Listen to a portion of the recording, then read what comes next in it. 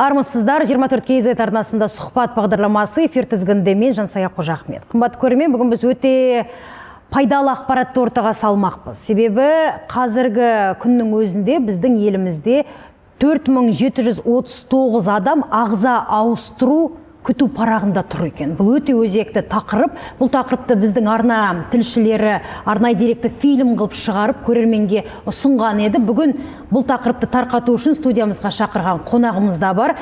Мэлс Асықбаев, ұлттық ғылыми онкология орталығының хирург-трансплантологы бүгін біздің төрімізде. Қош келдіңіз. Армысыздар. Мэлс мырза, 4739 адам күту парағында тұр дедік жоғарыда әңгіменің әлқиссасында. Қазір нақты онкологияға қатысты ұлттық ғылыми онкология орталығының хирург-трансплантологы болғаннан кейін сіз қазақта негізі онкологияны жаман ауру деп о бастан айтатын. Бұндай дертке шалдығып, басына күн туған кез келген адам ағза ауыстыруға келісе бермейтін сыңайлы. Шын мәнінде, шын туайтында өмірде қалай? Енді бағана сіз айтып кеткендей, күту парағында тұрған пациенттер, яғни 4,5 мыңнан аса пациентіміз бар. Ол бағанағы трансплантация жалпы ағзаға мұқтаж пациенттер. Оның ішінде бүйрек трансплантациясы бар, бауыр трансплантациясы, жүрек, өкпе трансплантациясына мұқтаж пациенттер. Яғни біздің орталықта қазіргі таңда бауыр және де бүйрек трансплантациясын жасайды. Ағза трансплантациясы ішінде. Одан бөлек бізде бағанағы сүйек кемігі дейді, костный мозг трансплантациясы, яғни ол онкологиялық қан ауруының кезінде лейкоз кезінде жасалынатын оталар, және де бауыр обыры кезінде, яғни бауырдың қатерлесігі кезінде де бауыр трансплантациясы жасалынады. Ал енді бүйрек трансплантациясы бұл жерде бүйректің жеткіліксіздігі кезінде жасалынатын бүйрек трансплантациясына мұқтаж пациенттерге осындай трансплантация жасалынады бізде. Негізі трансплантацияға қатысты ақпараттарды бір шолып шыққанда 2026 жылдың алғашқы жартыжылдығында қазіргі күнге дейінгі ақпараттарға сүйенсек, біздің елімізде 150 ағза трансплантациясы сәтті жүзеге асыпты. Соның ішінде ең бір жақсы жағымды жаңалықтардың бірі біздің елімізде балаға жүрек ауыстыру отасы сәтті жүзеге асыпты. Биыл жүзеге асты ма? Биылғы жаңалықтың бірі. Енді кәмелет жасына толмаған балаға, яғни бірінші рет Қазақстанда кіші жастағы балаға жүрек трансплантация жасалды. Яғни оған дейін біздің елімізде кіші жастағы балдарға жүрек трансплантациясы жасалмаған болады. Яғни ол жерде жүрек трансплантациясы кезінде өзінің ерекшелігі болады. Жүректің ауқымы пациентке келемі, яғни өлшемі бойынша. Әр адамның жүрегі өзінің жұдырығындай ғана болады деген тәмсіл бар, Баланың жүрегін табу, һәм донор табу қаншалықты оңай болды? Ол жерде айта кететін жағдай, донордың салмағы, индекс масса тела кіші болғаннан кейін, жалпы дене ауқымы кіші болғаннан кейін, кіші балаға донордың басы ми өлімі тіркелген донордың кіші балаға жүрегі сай келді. Балаға баланыкін ғана қою керек па? Әлде қалай? Бұл жерде, яғни біздің заңнамаға сүйенетін болсақ, заң бойынша бізде кәмелет жасына толмаған балдардан ағза алуға рұқсат етілмеген. Көрдіңіз ба? Кәмелет жасына толмаған еліміздің азаматтарынан, яғни балдардан ешбір ағза алынбайды. Тіпті ата-анасының келісімі болса да алынбайды ма? Болса да алынбайды. Яғни кәмелет жасына толмаған пациенттеріміздің ешбір ағза алынбайды. Яғни бізде ол заңнамада нақты көрсетілген. Яғни екінші жағдай ол донор болу үшін кәмелет жасына толу керек. Егерде бас ми өлімі тіркелген болатын болса, яғни туысқандарынан рұқсаты болған жағдайда ғана ағза алынады. Бізде қазіргі күні егов порталы арқылы келісім беру деген тетік бар екен, Сол порталға қарап отырсақ, ақпаратынша 70%-дан астамы, міне мен қазір қарап отырмын, 70%-дан астамы сол егов порталы арқылы өз келісімін береді екен, рас па сол? Яғни қазіргі таңда бізде, яғни осындай егов порталы арқылы еліміздің кез келген азаматы, яғни өзінің келісімін немесе қарсылығын білдіре алады. Бұл мәйіттік донорларға қатысты ақпарат па? Әрине. Яғни көзі тірісінде өз шешімін қабылдап, егов порталы арқылы, яғни жеке кабинетке кіріп, донорлыққа егерде бана бас ми өлімі тіркелген жағдайда донор болғысы келген азаматтар болатын болса, егов арқылы келісімін немесе қарсы болатын болса, донорлыққа қарсылығын білдіре алады. Егер тұлға, азамат егов порталында келісім бермеймін деп жазса, бірақ өмірден өткеннен кейін оның ең жақын деген туыстары, ата-анасы болмаса жары, жұбайы келісімін берсе, бұл жерде кімдікі дұрыс болады? Яғни бұл жерде бана кезінде қарсылығын білдірген азаматтікі дұрыс болады. Яғни көзі тірісінде қарсылығын білдірсе, біз ол кісіні егерде бас ми өлімі тіркелсе, донор мақсатында қарастырмаймыз. Түсінікті. Енді донор мәселесіне келгенде, мына ағзаны тасымалдау және сақтау мәселесінде айтқан дұрыс сияқты. Бұл жерде уақыт тіпті бір минут емес, секундпен де өлшенетін сыңайлы. Осы тұрғыда біздің елімізде мына өңірлік ауруханалар мен ірі орталықтарда, һәм мегаполистерде, болмаса Алматы, Астана қалаларына донорлық ағзаны жіберу үшін ортадағы мына байланыс бекем бе? Тез, іркіліссіз жету мүмкіндігі бар ма? Яғни бұл жерде айта кететін жағдай бар. Әр ағзаның өзінің өмір шеңдігі бар. Яғни бана донордан ағза алынғаннан кейін әрбір ағза өзінің уақытылы бір шеңберінде біз мұқтаж пациентке салып үлгеруіміз керек. Яғни жүрек трансплантациясын алатын болса, ол 4 сағатқа ғана жарамды. Бауыр трансплантациясы 6-10 сағатқа дейін жарамды. Бүйрек трансплантациясы кезінде бүйректің өмір шеңдігі 24 сағатқа дейін шыдамды. Яғни осы уақытта біз бана мұқтаж пациентке салып бітуіміз керек. Яғни осы донорлық стационар банағы бас ми өлімі тіркелген науқас жатқан ауруханадан, яғни трансплантация жасайтын орталықтың арасында арнайы бригада құрылады, яғни трансплантологтардан. Сол санитарлық авиация көмегіменен, яғни донорлық стационарға барып, бана мультиорганды ағза алу отасы жасалынып, ағзаларды алып, бері қарай трансплант орталықта мұқтаж пациенттерге трансплантация жасалынады. Трансплантация жасағаннан кейін бұл пациенттердің оңалып кетуіне де біраз уақыт керек, күш керек. Осы тұрғыда мына донорлық ағза оның ағзасына сіңбей, болмаса ағзасы кері қайтаратындай жағдайлар қаншалықты жиі кездеседі?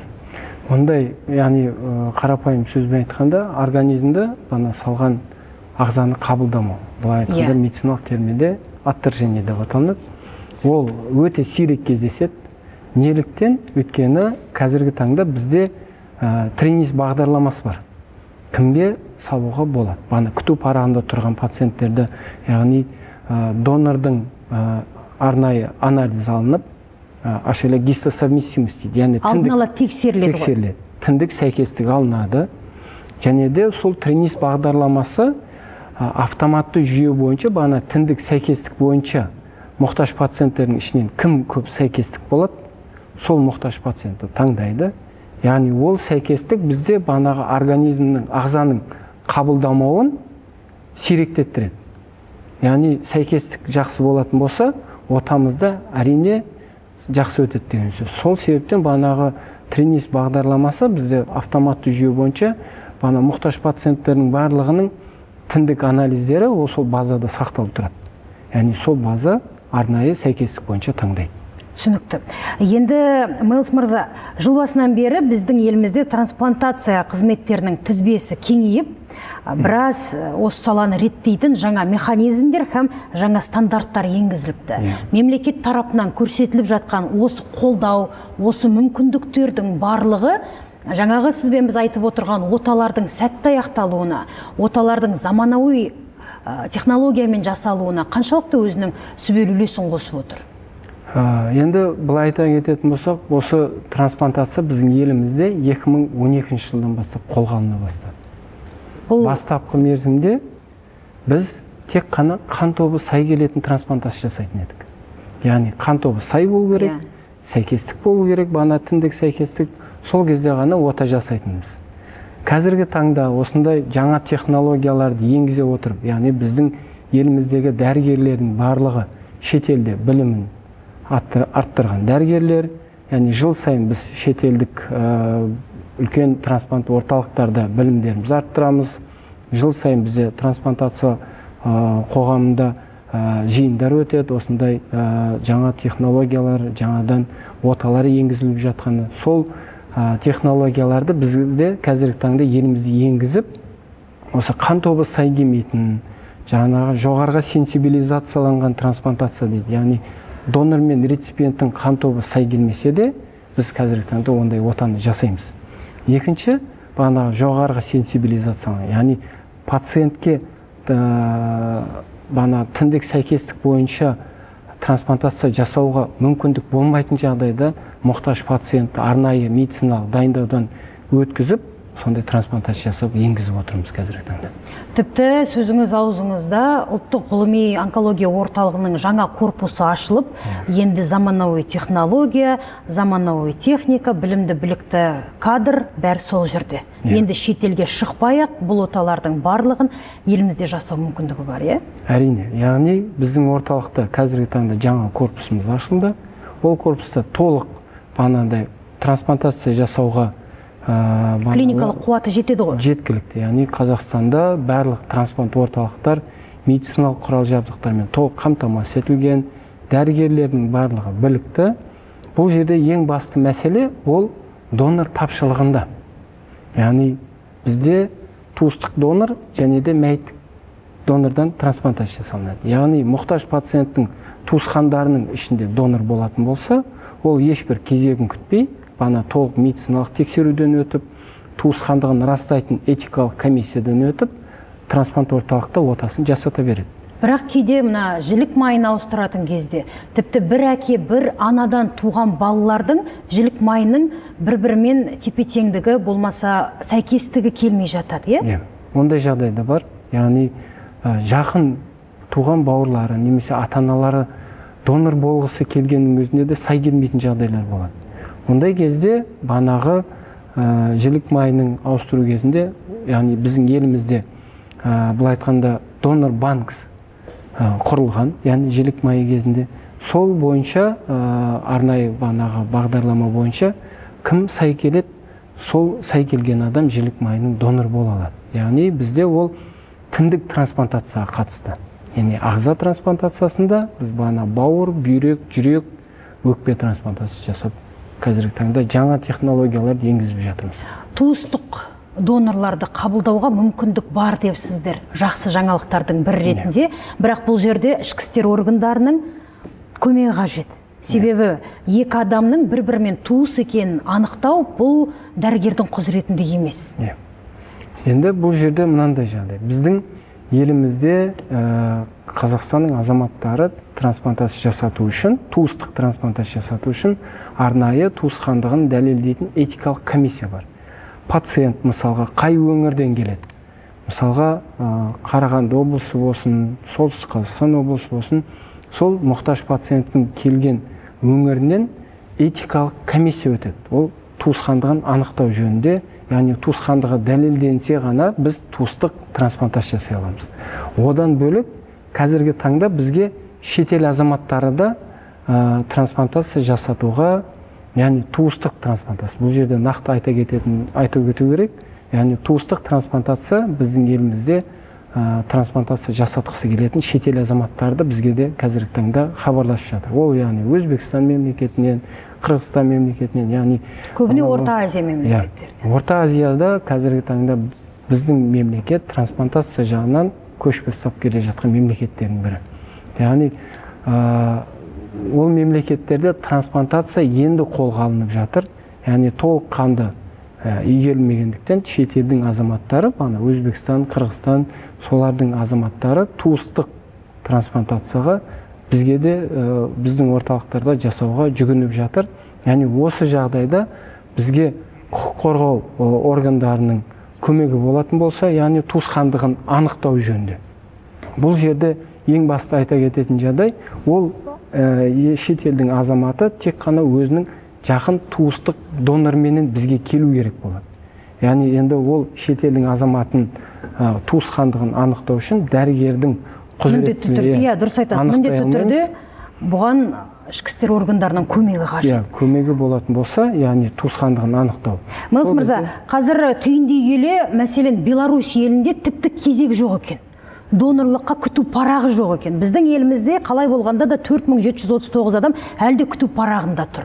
Осы оқ бойы озық тұрған елдерге бағытымызды бұрып, біздің елімізде де қазір енді барлық жағдай жасалып жатыр ғой, мемлекет тарапынан ілкімді көмек көрсетіліп жатыр. Кесек мүмкіндік бар, осылардың барлығы жүзеге асса, міндетті түрде біздің елімізде осындай жетістікке, нәтижеге жетеді деген сеніміміз мол. Көп рахмет сізге уақыт бөліп келгеніңізге. Рахмет. Қымбатты көрермен, бүгін біз донорлық турасында кезек, күту парағы, осының барлығы бүгінгі сұхбатта айтылды. Аман болыңыздар, бар болыңыздар. Әр шаңырақта 24 KZ арнасы қосулы болсын бүгінге осы.